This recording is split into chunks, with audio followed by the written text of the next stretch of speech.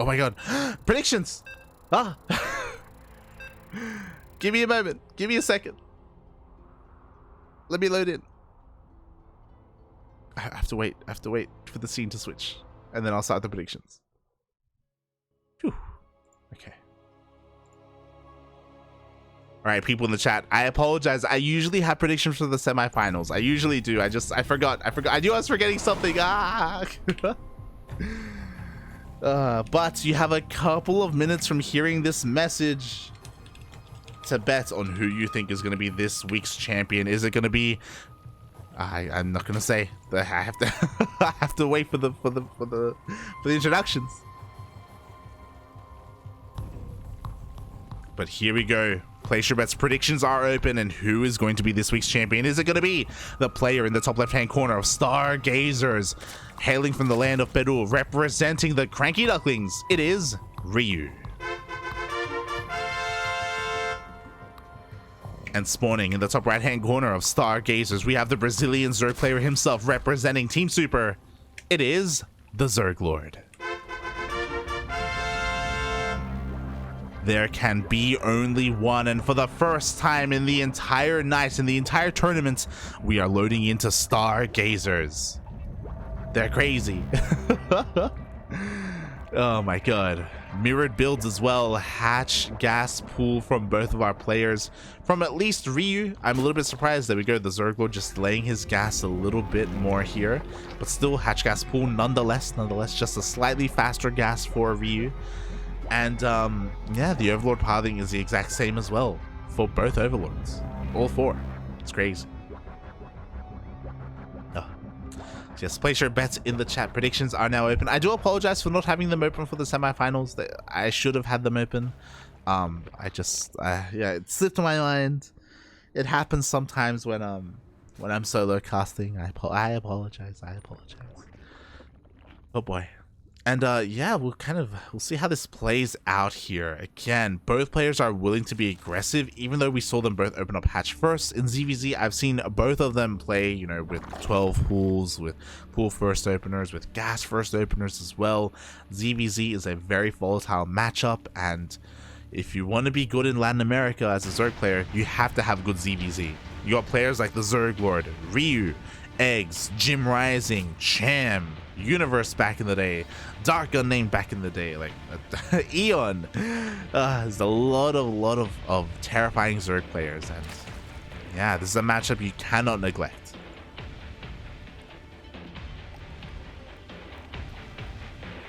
Oh boy. As we are moving out here across map with our first handful of lings, Ryu just taking his third base on time, TheZergLord taking a little bit of a different third base. I'm a little bit surprised, but he was mining out those minerals in his pocket. So still going for 3 bases. Will Ryu scout this? That is the question. He slips on in, confirms the main. Is he going to check the natural? He will check the pocket. And this is something that I'm sure TheZergLord was hoping to keep in the dark and hoping to keep hidden. But there we go. Ryu was aware of the third.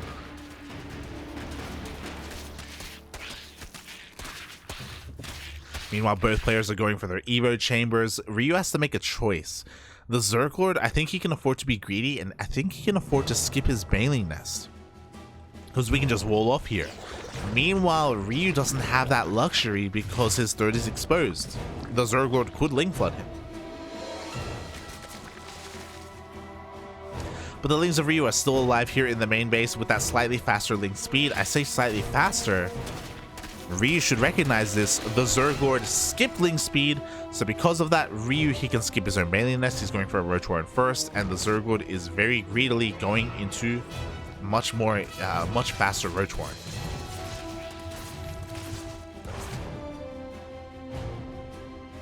Oh boy, and this has been spotted here by the scouting Lings of Ryu. Is fully aware of the Roach advantage that TheZergLord is going to have. And Ryu is going to try and keep up with his own Roach Horn that's on the way. Again, much later compared to his opponent. His gas is going to be later as well. So TheZergLord has a pretty nice lead, I would say.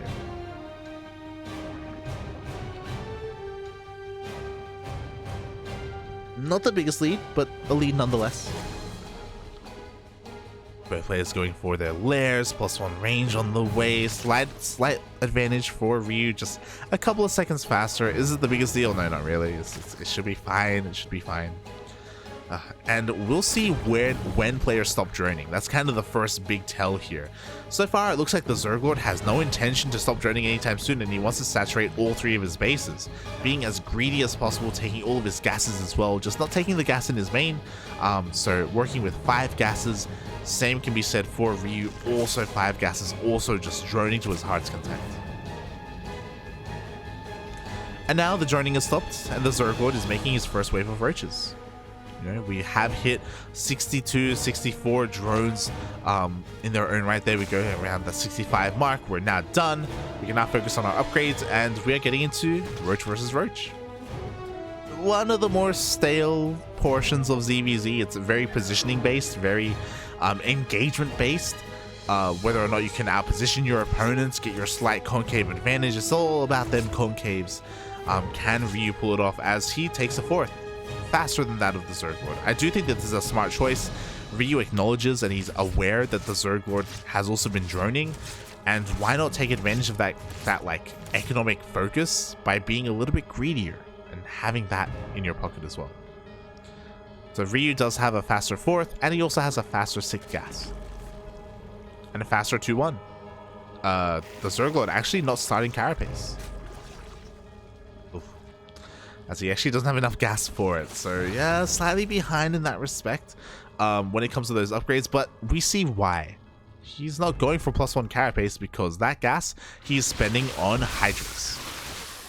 Oh no, my apologies. The gas on Hydras is actually on that of Ryu. Oh my god. There's no reason for the ZergLord not to be going for +1 Carapace. Instead, he's going for a massive counterattack, and Ryu is being caught transitioning. Uh-oh. Ryu does have a handful of roaches here to defend to try and zone away his army, but the ZergLord has the supply advantage. He's going to be able to break on through, and is this all she wrote here? Ryu being greedy, trying to go for more drones, trying to go for a Hydra Den. It may just be too much here. The ZergLord hits his roach timing. Who cares about upgrades? It's all about more roaches. Ryu does have the defender's advantage. His reinforcements are coming in that much faster. Does he have barely enough to defend? If he defends, he will have a massive lead, and it looks like he's barely doing so. Barely. It's so close. Roaches, please. We need everything.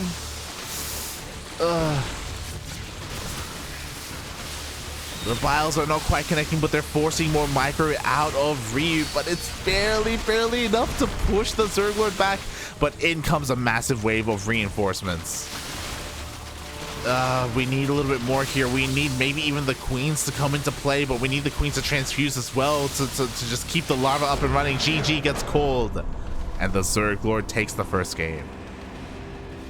What do? You cut drones, you cut upgrades, you cut tech, you hit with roach traps. GG. Very nice solid win there by the ZergLord. Again, very straight up. It wasn't just that he was cutting. He was also cutting a gas geyser and also that 4th hatchery. In a mirror matchup, like these things, they do come into play. They do impact your roach count, definitely. And the reality is that, you know, sometimes that's all you need to win a game. GG, well played. And now we are diving straight into game number 2. Gonna be on Data C. Data Under the Sea. And we'll see if Ryu can tie this up. Because, yeah, again, Ryu just thinking a little bit too far ahead. Being a little bit too greedy in that previous game. Oh boy. Now it may be his turn to be the aggressor.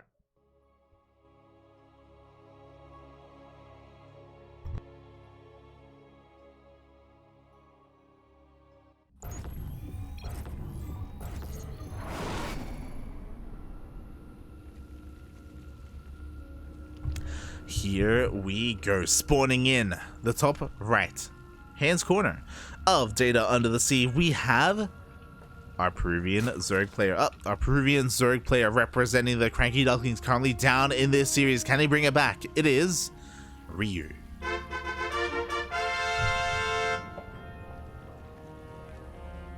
And spawning in the bottom left-hand corner of Data Under the Sea, we have our Brazilian Zerg, currently up in this series, one game away from becoming our Copa Hyperion champion. It is TheZergLord. Getting a very strong Roach Ravager timing in the previous game. Getting away with a lot of greed there, and yeah. I say getting away with a lot of greed. You're getting away with, you know, saturating his 3 bases. Again, we had a very passive start to the game, and Ryu was just that little bit more greedy. Couldn't get away with it. Couldn't get away. And that defense was so close, oh so close, but oh so far as well. Oh so far. And we'll see if things differ here, because so far, again, very similar openers.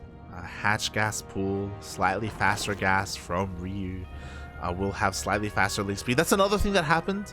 I was listing off things that the ZergLord was cutting to have a larger Roach Rav army, and the other subtle thing is that he didn't get link speed either. So that's another thing, like more gas and more minerals being saved just to pump out roaches. Very committed, very committed.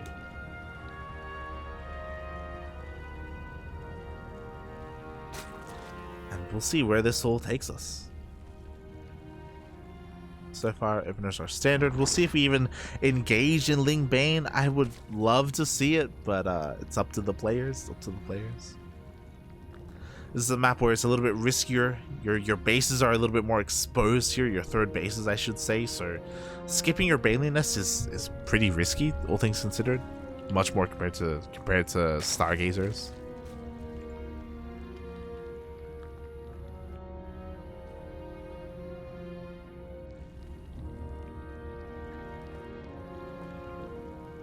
Oh, as the ZergLord is going for his third base on time, and okay.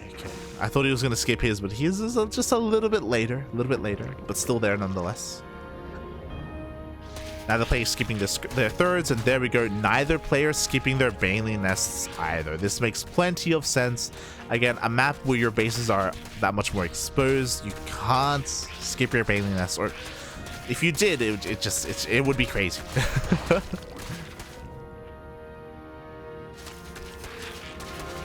It would just be crazy. So neither player does it. And because of this, we are going to be seeing a little bit more Ling Bane aggression here at each other's third base. As there we go, a wave of 16 Lings are on the way here for the ZergLord. Meanwhile, Ryu is still droning, by the way, so he's in the dark, but that may not matter, because even if you have less Lings, all that matters is how you control your Banelings. As the Baneling Nest finishes, and we need Banelings ASAP. There we go. Banelings are being morphed in. Meanwhile, the Lings are revealed here. Ryu is well aware about the Ling flood coming his way. He knows he has to defend. He's getting ready to wall off. Right? There's like kind of a pseudo wall being set up here at the natural. 2 Banelings are good, but we're going to need more. There we go. A third is on the way. And how good are the connections going to be? Already good control so far, but one Baneling is going to go down. The Banelings of the ZergLord are waddling in as well. Ryu, what advantage does he have? He has his queens. Doesn't want to get surrounded. Doesn't want to throw away his mains. And there we go. The ZergLord recognizes he can't quite break through. He has a Roach Warren behind this. Already finishing up.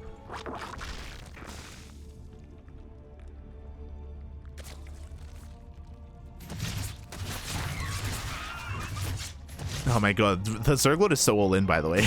Oh, as one Baneling gets thrown away, the ZergLord has cut drones at 26. Only has 8 workers here on the low ground. He's only working off of 1 gas. This does get scattered by Ryu, as he does have 1 Ling chipping away and being quite annoying here in the main base of the ZergLord. And Ryu, he throws down 2 spines. He knows how all in the ZergLord is. Very nice scouting there by Ryu. Is it going to be good enough, though? Because we do have Ling Bane knocking on the front door of Ryu just outside.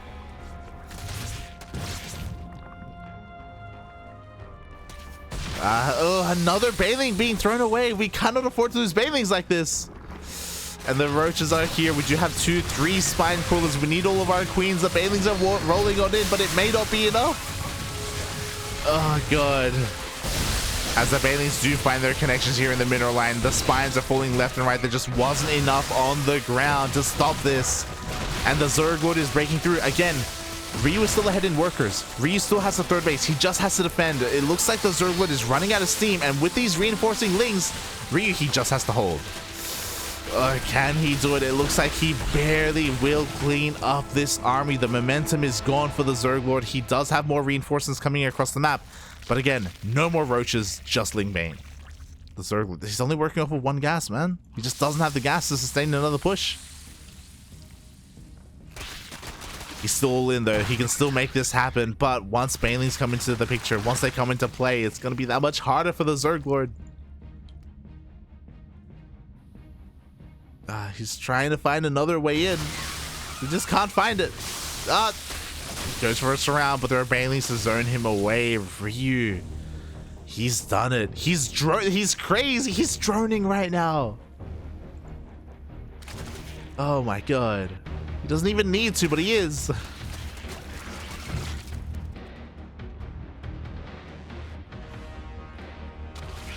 And what does the ZergLord do from here? Like, he's trying to drone as well. Like, I don't blame him.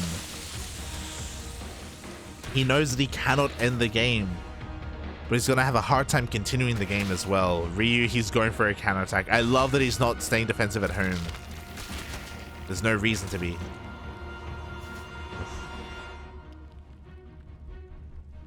The ZergLord is up against the ropes. He's trying to catch up, and when it comes to the drone count, he is trying, don't get me wrong. As the Baneling connects, GG gets called, and Ryu ties it up 1-1. GG. The ZergLord once again trying to hit another timing, a much faster timing, much faster all-in. And it almost worked, to be honest. Like, Ryu was being very careless with his first handful of Banelings. I think he threw away 2 Banelings, one ling each for those 2 Banelings. So because of that, like, the ZergLord's push looked as powerful as it did because his lings didn't really have much to worry about. But even then, it barely wasn't enough. Barely wasn't enough to break Ryu. Again, a lot of that I think does come down to the fact that Ryu was able to scout and recognize that an all-in was coming, so he was able to get spines ready, he was able to get more queens ready, roaches on the way. It wasn't a clean defense, but it was a defense. That's all that matters. That's all that matters, is now we are tied up 1-1 and we're going to the ace match. As a reminder, these grand finals are best of 3, not a best of 5. The players did agree to a best of 3 on their own. That is what we're playing. Oh boy.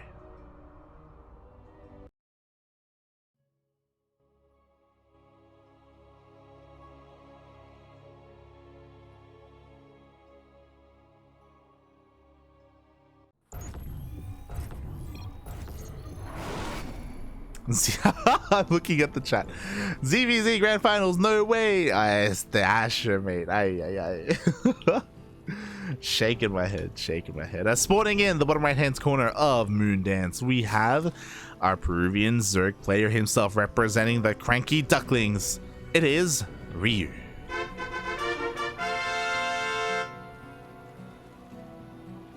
And spawning in the top left hand corner of Moondance, we have the Brazilian Zerg player representing Team Super. It is the ZergLord.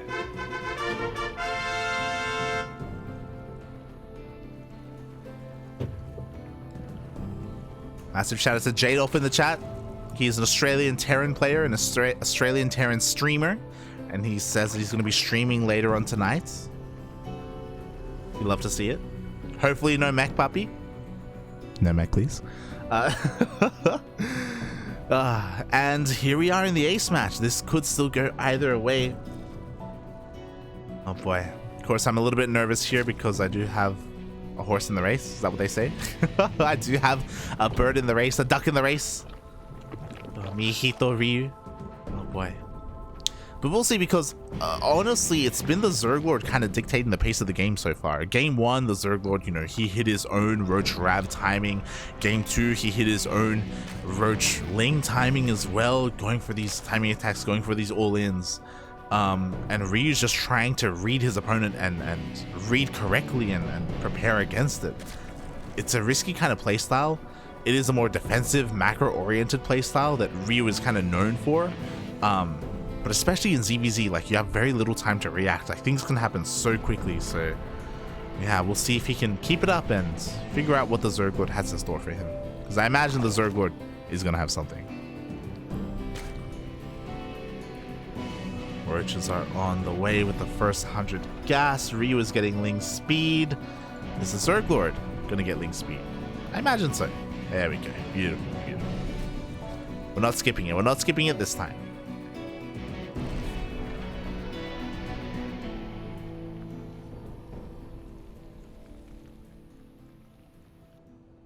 Oh boy. And Ryu already going for the first move, sending his first 2 Lings across the map to scout, check his opponent, and with this scout he's going to check whether or not Ling speed is researching. He's going to check the drone count, and he hopefully will check the pocket base, because the ZergLord is going for a 3rd base, not the usual location. Oh my god, he just goes straight there. Wow, he goes straight for the pocket, confirms the 3rd, and he's like, okay, you can take your 3rd, you can take your pocket. I'll take a regular 3rd, and I'll just have that economic advantage. You do you, buddy. You do you. Now, I do have to wonder if this is intentional. Like, if the ZergLord is intentionally taking a base that requires less drones to saturate, it's possible that he's going to try and hit another big timing, another all-in. Maybe he doesn't intend for the game to go into the mid-game. He doesn't want to fall behind in economy, so yeah. We'll see what he has in store for us as he immediately starts +1 range. Do have a Roach Warren on the way. Ryu is going for +1 carapace, so more of an all-rounder kind of upgrade. Does influence both your Lings and your Roaches.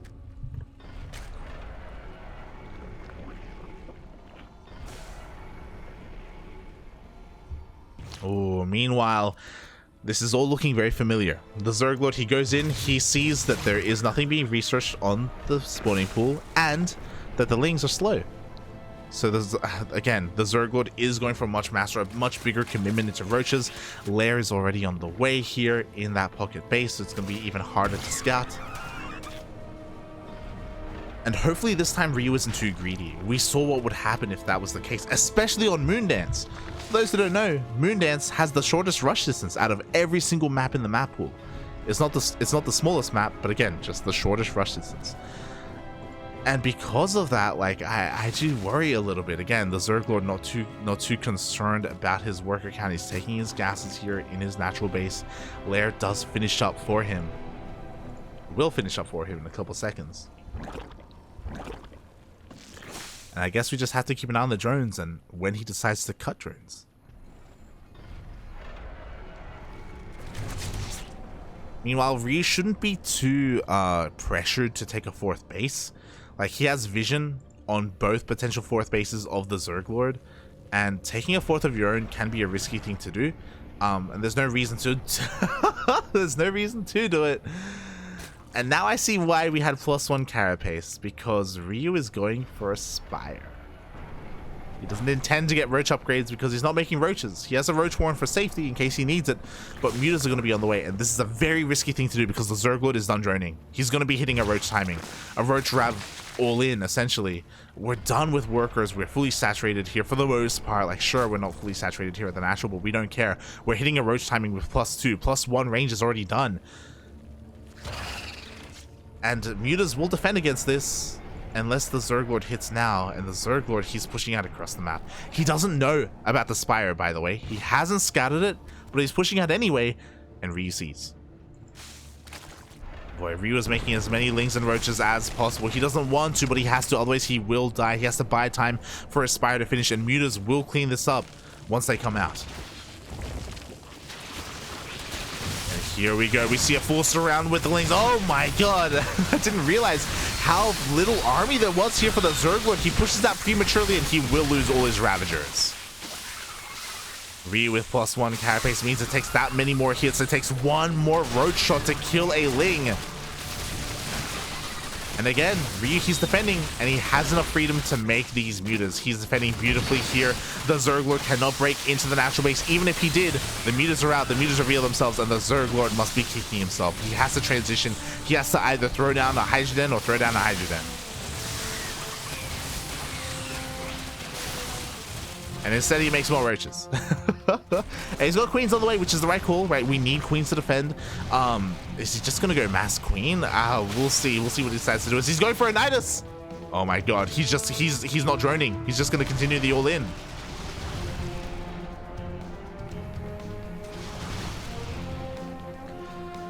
Roaches are being forced all the way back. Again, Mutas doing a great job at maintaining map control, but there are those queens. They do force them back. Mutas are going to rotate over. Confirm, hold up. You still don't have a fourth base. What exactly are you doing? And he sees a Nidus. He knows.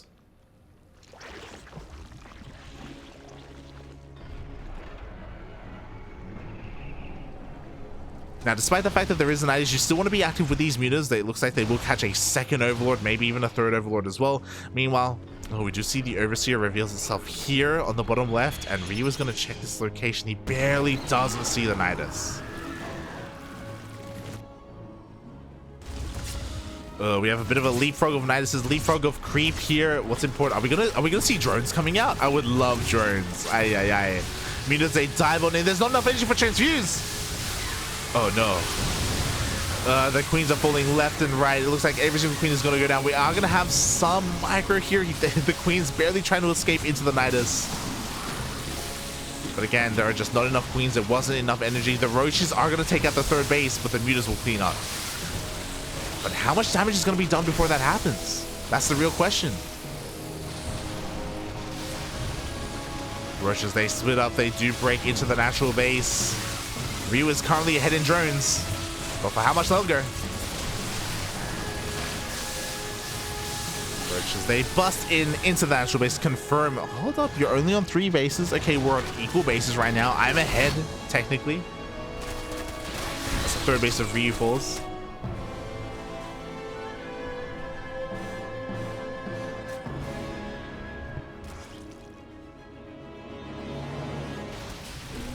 And now we are down to 2 base versus 2.5 base. But Ryu does have a mass amount of Mutas. Hydrogen is on the way. Sorry, Hydrogen has finished up. Hydras are on the way. Ryu, does he have enough of an advantage here? Can he dive? And can he catch a couple of these, like, trickling in Hydras? That's a lot of Hydras. Ooh, Ryu sees. He sees the Hydras and he may be forced to go into his own.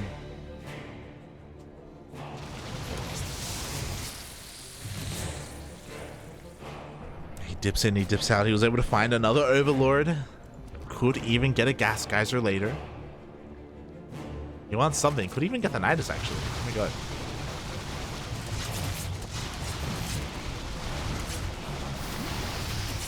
Yeah, he tries to go for the Roach Warren, but the Transfuse barely keeps it alive. Mutas rotate over, and even though the Roach Warren survived, he gets 3 Overlords. Oof. And I was waiting for it. There is the double expand from Ryu. He knows he has to get a base up and running. But I love this from the ZergLord. The Nidus is still alive, and he's going to go for a Nidus counterattack with his Hydras. And Ryu doesn't see. He has Lynx patrolling, but not here towards the north. The Nidus finishes, and now the Queen Hydra is going to be too much. These Mutas cannot engage.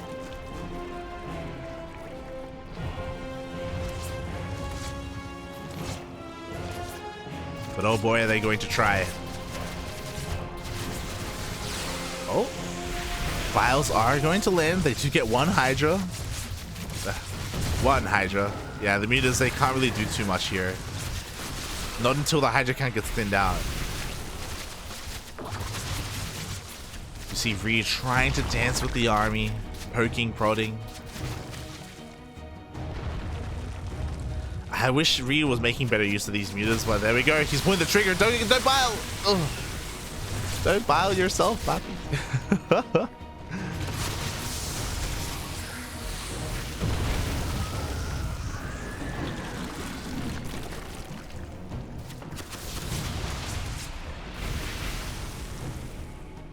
There we go. More Hydras are coming out. I improved the transition of the Roach Ravager. Roach Ravager does fare better in a head-on engagement against pure Hydra. But the ZergLord is coming in for a surround. He's gonna be careful. Ryu knows, and because of that, he just keeps rotating. Yeah, the ZergLord, instead of surrounding with his entire army, he's forced to fight half his army at a time, and just like that, he just throws away half his Hydras. GG gets called. And Ryu defends. He doesn't just defend, he takes game number 3, and he is our Copa Hyperion champion. GG, well played. The ZergLord, he was trying too hard to get that surround going, and Ryu recognized, hold up, you just split up your army. Let me just fight you. Let me just fight you here and now. The ZergLord, he was doing a great job at, again, being in the face of Ryu, forcing the mutas back home, forcing him to respond to that counterattack, to those Niduses. Oh god, but yeah, he just barely didn't have what it takes. He had a lot of Hydra Queen, but he still needed roaches as well. He was making roaches towards the end, but if you remember, the roach horn was killed.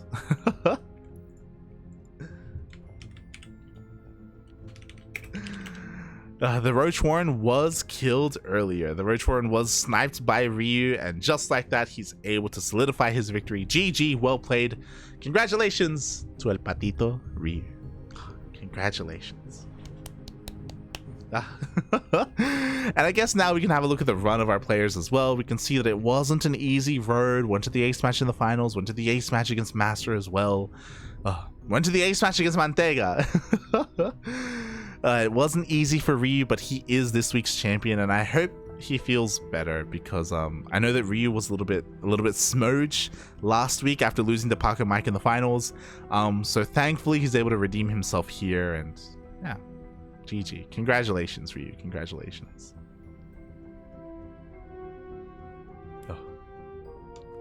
Meanwhile, I see Neo Shaggy in the chat. Choso P and ZvZ. Neo, where were you today? Why weren't you in today's tournament? Este Neo Shaggy. But yeah, I hope everyone enjoyed themselves. Massive shout out to Toxavier and to Break the Wall Esports for running this tournament. Copa Hyperion, it's always a lot of fun casting some Latin American StarCraft, and yeah, these players are all getting ready because Atlanta, I believe the qualifiers are in September, and September is in a couple of days. The qualifiers for Atlanta are coming up. Everyone has to get in shape, everyone has to get in form for DreamHack Atlanta, the final premier event of StarCraft this year, your final major, I say final, I'm pretty sure there's going to be another Home Story Cup, and I think that it provides EPT points, but you know, the final DreamHack of the year that StarCraft is involved in. So yeah, everyone has to prepare, everyone has to be in shape, in form for that tournament. Ooh.